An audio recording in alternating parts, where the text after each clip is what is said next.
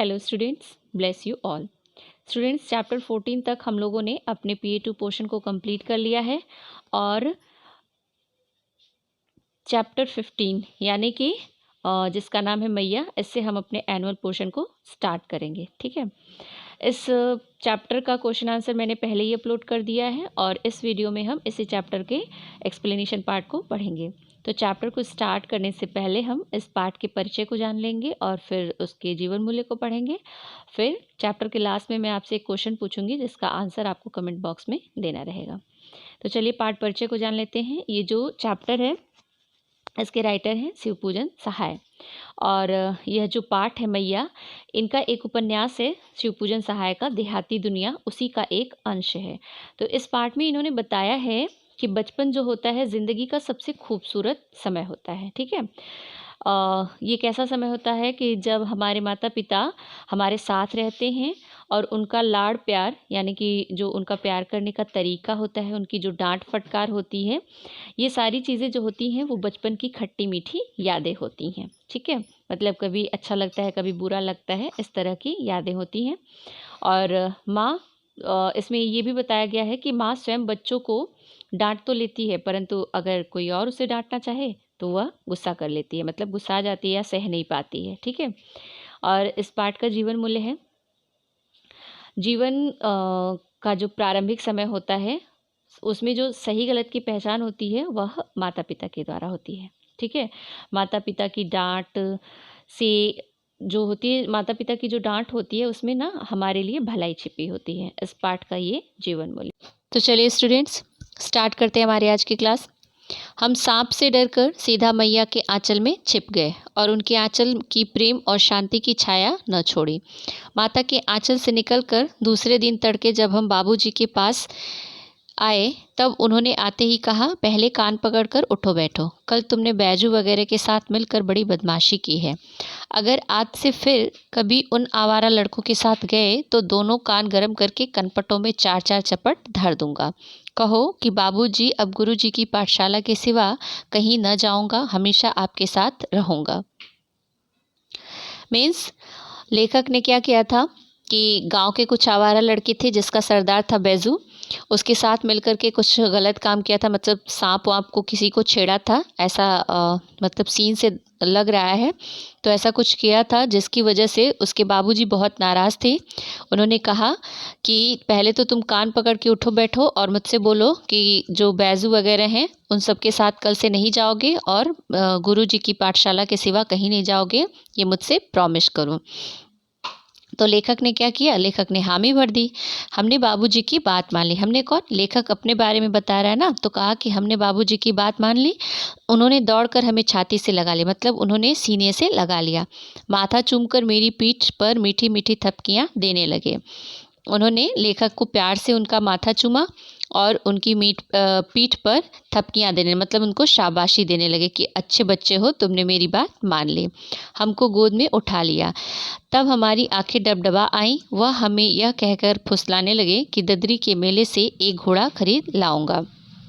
ठीक है, मतलब लेखक के पिताजी ने क्या किया, लेखक को गोद में उठा लिया और जब गोद में उठाया तो लेखक की आंखें जो हैं वो डबडबा आई, मतलब उनकी आंखों में थोड़ा आंसू भरा है। क्यों, क्योंकि प्रेम की वजह से। उनके बाबूजी ने उनको मारा नहीं, इस वजह से उनको लगा कि मेरे बाबूजी मुझसे बहुत प्रेम करते हैं, इसलिए उनकी आंखें डबडबा आई, मतलब उनकी आंखों में थोड़ा सा आंसू आ गया। प्रेम के आंसू, प्यार के आंसू होते, खुशी के आंसू जो होते हैं ना वो। तो वह हमें जब लेखक की आंखों में आंसू आ गए तो उनके पिताजी ने क्या कहा, उनके पिताजी ने कहा कि ददरी के मेले से मैं घोड़ा खरीद लाऊंगा। ददरी मतलब उनके यहाँ कोई मेला लगता होगा जिसका नाम ददरी है, तो बोले कि ददरी के मेले से मैं तुम्हारे लिए घोड़ा खरीद लाऊंगा। ठीक है, और वो बोले कि उसी पर चढ़ाकर तुम्हें ननियोरा मतलब मामा के घर भेज दूंगा। तो बचपन में बच्चे क्या करते हैं कि बड़ों की बातें रिपीट करते हैं। तो लेखक ने भी कहा कि हम भी आपको घोड़ा खरीद देंगे और उसी पर चढ़ाकर आपको ननियोरा भेज देंगे। तो बच्चों की बातें बहुत प्यारी लगती हैं, इस वजह से उनके पिताजी ने क्या किया, हंस दिया। बाबूजी ने ददरी के मेले से घोड़ा खरीद लेने का वादा किया था। ददरी को अभी 2-3 महीने बाकी थे, तब तक घोड़े पर चढ़ने का अभ्यास कर लेना ज़रूरी था। इसी इच्छा से हम ताबड़तोड़ ताबड़तोड़ मतलब जल्दी से। 2-4 कौर मुँह में डालकर बैजू के दल में जा मिले।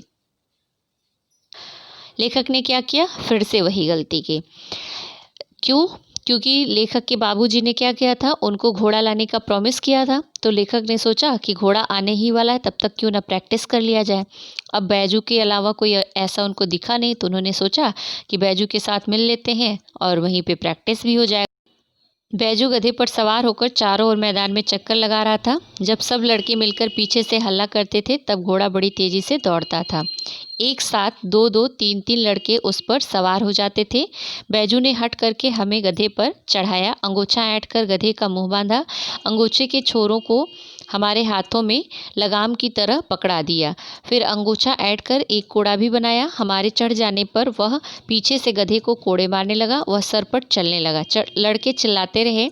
हम कुछ दूर जाकर गिर पड़े, पर गधा अपनी ही चाल से जा रहा था। हमें गिरा देख लड़के दौड़े। कुछ तो गधे के पीछे पड़ गए, कुछ लोग हंस हंस कर हमें चिढ़ाने कुछ लगे हंस हंस कर हमें चिढ़ाने। हम रोते रोते उठ खड़े हुए, अपनी देह झाड़ने लगे। सब लड़के उंगली पर उंगली चढ़ाकर कहने लगे, तुमको हम लोग नहीं छू सकते, पहले जाकर धोबी घाट पर नहाओ, नहीं तो हम लोगों की जमात में नहीं आ सकते। मतलब पहले तो उन लोगों ने हट करके लेखक को गधे पर चढ़ा दिया, और उसके बाद जब वो गधे से गिर गया तो उन लोगों ने क्या किया? उसकी हंसी उड़ाने लगे। और क्या किया? वो बोले कि अगर तुम धोबी घाट पर नहीं नहाओगे तो हमारे दल में, यानी कि हमारे ग्रुप में शामिल नहीं हो सकते, हम तुम्हें टच नहीं करेंगे। अब इस पर क्या हुआ? अब लेखक को आया गुस्सा, तो क्या करने लगा? हम दौड़ दौड़ कर लड़कों को छूने लगे। जब हम उन्हें न छू सके तब मारे खीस मतलब गुस्से के रोने लगे। मतलब खिसियाहट आ गया उसको कि अब मैंने तो छुआ नहीं, अब मैं क्या करूँगा? तो वो रोने लगा।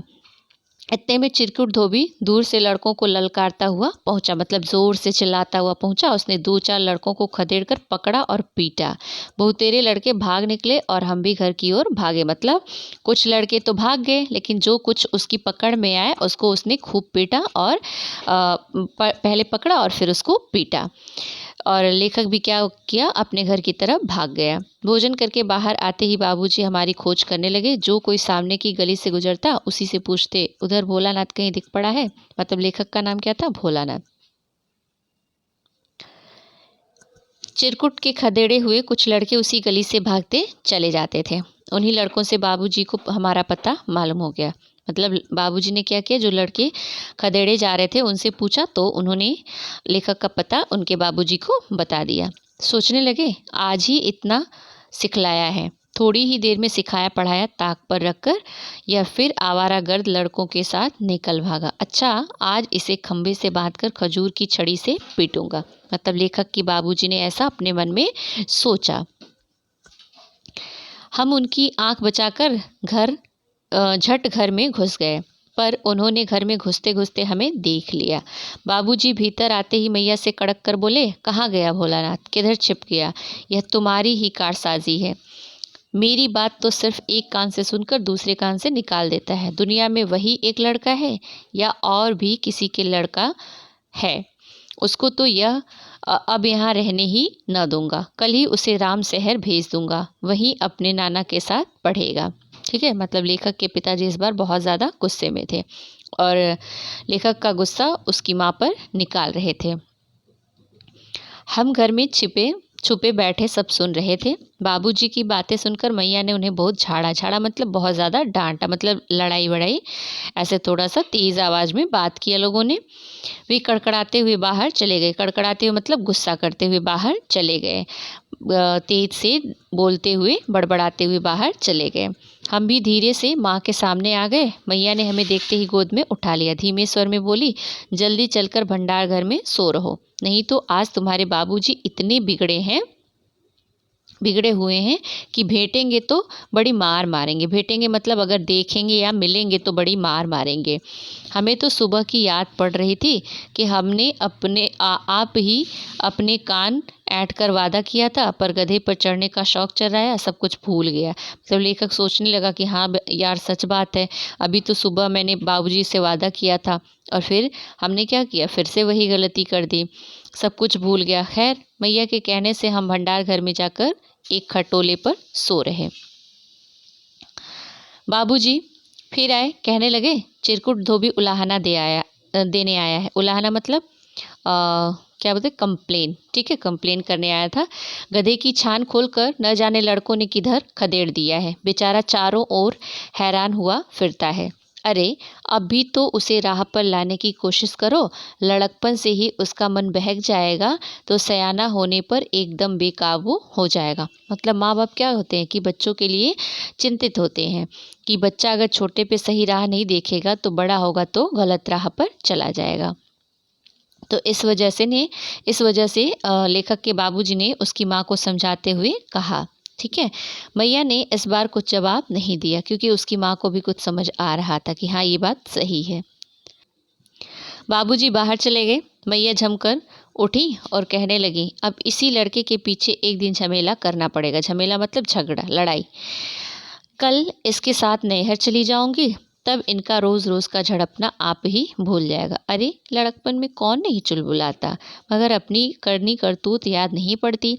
मतलब लेखक की माँ कह रही थी, सोच रही थी, मतलब अपने आप में बड़बड़ा रही थी कि बचपन में तो सब लोग ऐसे करते हैं, हम भी छोटे थे तो हमने भी ऐसा किया होगा। ये भी छोटे थे, मतलब लेखक के बाबूजी भी छोटे थे तो उन्होंने भी ऐसा किया होगा। लेकिन अपनी बात तो सबको यादें नहीं रहती है।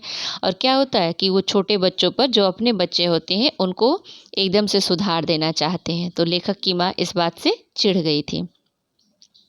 यह कहती हुई मैया धीरे से किवाड़ खोलकर हमें देखने के लिए आई। हम चुपचाप आंख बंद किए पड़े थे। लेखक सारी बातें सुन रहा था अपने माँ बाबूजी का, लेकिन कुछ भी बोल नहीं रहा था। वह हमारी देह पर थपकियां देकर चादर उड़ाकर किवाड़ बंद करती हुई घर बार देखने चली गई। उसके जाते ही, मतलब किसके जाते ही, माँ के जाते ही, हमने चादर के अंदर से मुंह निकालकर चारों ओर देखा। धीरे से भीतर से किवाड़ लगा दिए। मतलब बहुत ही कार्टून थे लेखक। भूख से आंतें कुलकुला रही थी। सामने ही अंदर से नजर आए। अंदर से कोई खाने की चीज़ है। ठीक है, ये अंदर से वाला अंदर वाला अंदर नहीं, अंदर से कोई खाने की चीज़ है। अंदर से नजर आए, बस पूरी थोक ही उठा ली। उसमें जितना था वो सब उसने क्या किया, उठा लिया। 4-5 गफ्फे में सब उड़ा दिए, मतलब जल्दी ही सारा कुछ खा डाले। पर पेट नहीं भरा। लेकिन इस पर भी लेखक का पेट नहीं भरा। कुछ और खाने की चीज़ें ढूंढने लगे। अचानक अचार के घड़े पर हाथ पड़ गया। अपनी पसंद से मीठा और नमकीन अचार गपकने लगे। खा चुकने के बाद चादर से मुंह पोंछकर पहले की तरह सो गए। जल्दी में अचार के घड़ों के मुंह खुले ही छोड़ दिए गए। ठीक है, मतलब अगर कोई काम हम चोरी से करते हैं तो क्या करते हैं, हड़बड़ाहट में क्या करते हैं, वो काम गलत ही होता है। तो लेखक भी चोरी से तो खा रहा था अचार। अब उसकी माँ को ये चीज़ पसंद नहीं था कि उसके अचार को कोई टच करे बिना हाथ वगैरह धोए, बिना नहाए धोए। और लेखक ने क्या किया था, अचार निकाल के खा लिया था। अब जल्दबाजी में उसने क्या किया, अचार का मुंह खुला ही छोड़ दिया। मतलब जो घड़ा था उसका मुंह खुला ही छोड़ दिया। और बिल्ली क्या की थी, पहले से घर में घुसी हुई थी। ठीक है, जो ही लेखक क्या किया, वो अचार खा लिया और चादर तान कर सो गया। तो बिल्ली ने क्या किया, अचार के घड़े में मुंह डाल दिया और उसका मुंह लगाना था कि 1 गज की ऊंचाई से घड़ा भड़ाम से नीचे गिर पड़ा। मतलब ऊंचाई ज़्यादा थी और घड़ा नीचे गिर गया। आवाज़ सुनते ही मैया बिलबिलाती हुई दौड़ी। बिलबिलाती मतलब चिल्लाती हुई दौड़ी। हम किवाड़ खोलना भूलकर चुपचाप सो रहे। मैया हमें पुकारने लगी, मतलब लेखक की माँ लेखक को पुकारने लगी। पर उसके पुकारने से क्या मतलब लेखक अब सोच रहा था कि मैं तो सोने का नौटंकी कर लूं। इस वजह से लेखक अपनी माँ की बातें तो सुन तो रहा था, लेकिन उसने कुछ बोला नहीं। हम कुछ और सोचने लगे। आज से वह भी हमें नटखट समझेंगी। मतलब अब वो क्या सोचने लगे कि अब तक तो मैया का सपोर्ट था, लेकिन अब क्या होगा, अब माँ भी मेरे पीछे नहीं, मेरे सपोर्ट में नहीं रहेगी, अब क्या होगा। लेखक ये सारी बातें सोचने लगा। बिना नहाए धोए और साफ कपड़े बदले वह अचार के घड़े कभी नहीं छूती। बीमार रहने पर भी वह उनमें किसी और को हाथ डालने नहीं देती। अब अगर देखेंगे कि अचार तहस तहस हो गया तो बिना पूछताछ किए ही हम पर बिगड़ उठेंगी। उसका झनकन सुनकर बाबूजी भी हमें बात सुनाने लगेंगे। मतलब वो लेखक क्या सोचने लगा कि बाबूजी तो वैसे मुझे सुनाते रहते हैं, अब अगर मैया भी मेरा सपोर्ट नहीं करेंगी तो बाबूजी को तो और भी सहारा मिल जाएगा, वो तो और भी बोलने लगेंगे। ये सब बातें लेखक सोचने लगा। हम अगर भीतर किवाड़ बंद करके न सोए होते तो सारा दोष बिल्ली के सर मढ़ा जाता। मैया ने किवाड़ खटखटाकर 20 बार पुकारा। सोच समझकर हमने किवाड़ खोल दिया।